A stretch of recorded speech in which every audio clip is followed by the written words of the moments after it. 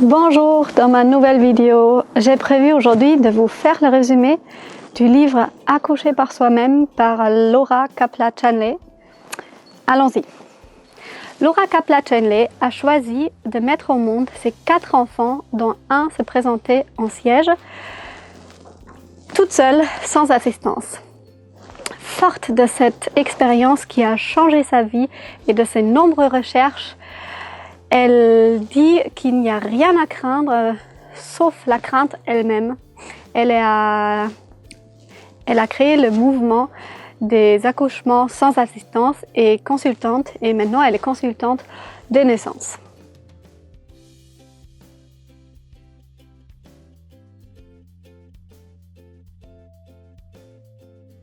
Ceci était les recommandations d'un accouchement tiré d'un manuel pour chat. Il est tout de même étonnant que les animaux, à l'inverse des humains, accouchent sans signe évident de douleur ou de souffrance, rapidement et facilement. Pendant des millénaires, les femmes ont enfanté avec la même facilité que les autres mammifères. Ceux qui ont observé les sociétés tribales ont remarqué que les naissances sont très semblables aux naissances des animaux. L'auteur cite plein d'exemples de différentes tribus dans lesquelles les femmes accouchent sans assistance. Il semble par exemple que les Tlingits d'Alaska sont si détendus pendant leur accouchement qu'ils se passent bien souvent la nuit pendant leur sommeil.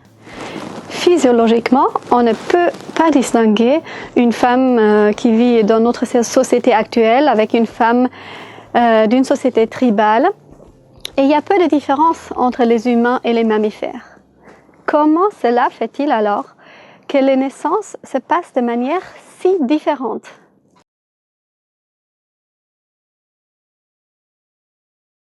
La femme de notre société actuelle, bien au contraire de la femme des sociétés tribales, a perdu la confiance dans le pouvoir, dans son pouvoir d'accoucher seule.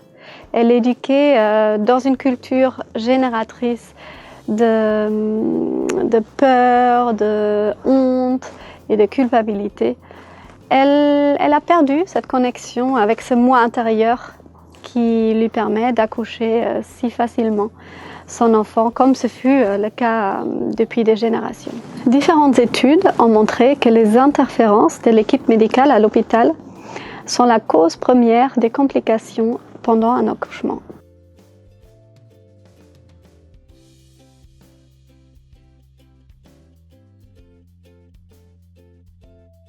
Il est intéressant aussi d'apprendre que beaucoup de médecins interviennent uniquement pour se protéger. Un nombre record de médecins aux États-Unis est poursuivi en justice, notamment dans le domaine de l'obstétrique. L'auteur liste les complications qui peuvent survenir lors d'un accouchement à l'hôpital, et ils sont nombreux.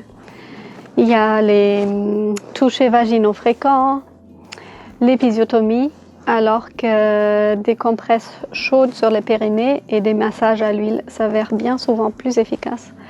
La prise des médicaments qui perturbent le déroulement naturel de la naissance et intoxiquent le bébé.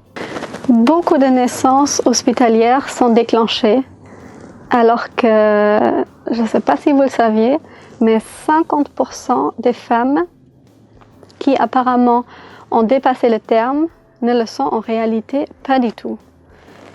Elles se retrouvent finalement avec un bébé prématuré.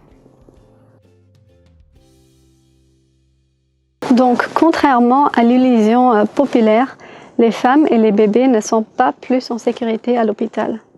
Avec une bonne préparation, une naissance à la maison peut non seulement être plus sûre, mais en plus être soutenue par cette même technologie. Accoucher à la maison ne veut pas dire à tout prix, rester à tout prix à la maison. Mais on demande l'assistance uniquement si on a besoin, comme pour d'autres fonctions naturelles, comme pour marcher, parler, respirer. En lisant ce livre, on découvre la vraie place du papa. Même si de nos jours, les papas sont plus sollicités par des pratiques comme l'autonomie par exemple, pendant l'accouchement, bien souvent, ils sont mis à l'écart Et quand ça se passe à l'hôpital, le médecin prend carrément sa place. Or, ça devrait être lui, le papa, qui accueille son enfant et qui le met sur le ventre de la maman.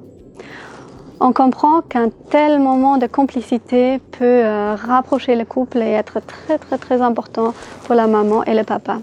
Si on veut réussir son accouchement, on doit cesser de voir les médecins et même les sages-femmes comme nos sauveurs. Ce sont des êtres humains comme vous, comme moi, ni plus ni moins. Nous sommes nos propres sauveurs. N'est-il pas temps pour nous de prendre en main notre propre vie et notre propre accouchement et de décider nous-mêmes? Éliminer ce qui était depuis toujours une dépendance face aux figures d'autorité ne sera pas facile. Laura Kapla-Chanley explique qu'il ne suffit pas de s'éloigner du monde médical et de ses protocoles pour avoir un accouchement facile.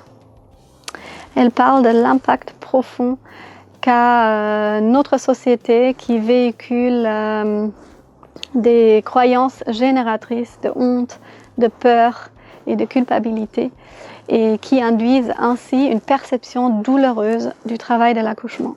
Il s'agit donc de se libérer de ces croyances limitatives et de se reconnecter à son moi profond, comme la femme tribale qui nous parle à travers nos rêves, les impulsions et les intuitions.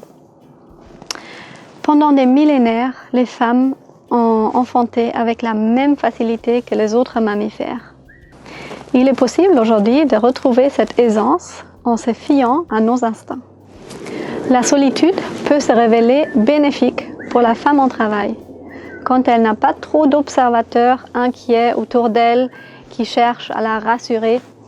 Elle peut chercher soutien et guidance en elle-même. Michel Audin est d'accord. Selon lui, plus il y a d'observateurs, plus long sera l'accouchement.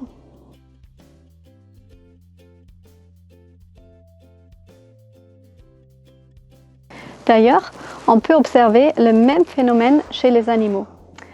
Quand on observe les brebis ou on les dérange dans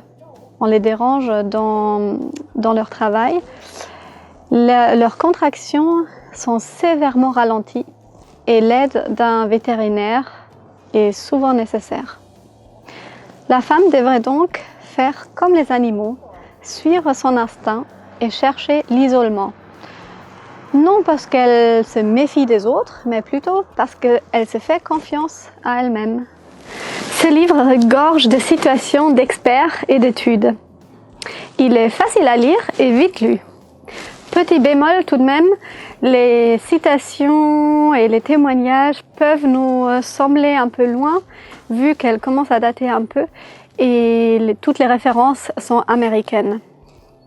Dans la deuxième partie du livre, il y a beaucoup de témoignages de femmes qui ont accouché toutes seules, sans assistance, dont l'histoire de l'auteure elle-même. Ce livre nous redonne confiance dans notre capacité innée à mettre au monde nos enfants. Il n'est pas seulement écrit pour les femmes qui veulent accoucher seules, mais pour toute femme qui se prépare à leur accouchement et qui veulent renforcer cette confiance en elle-même. Il rebooste donc et donne plein d'énergie. Je vous dis à bientôt pour d'autres résumés.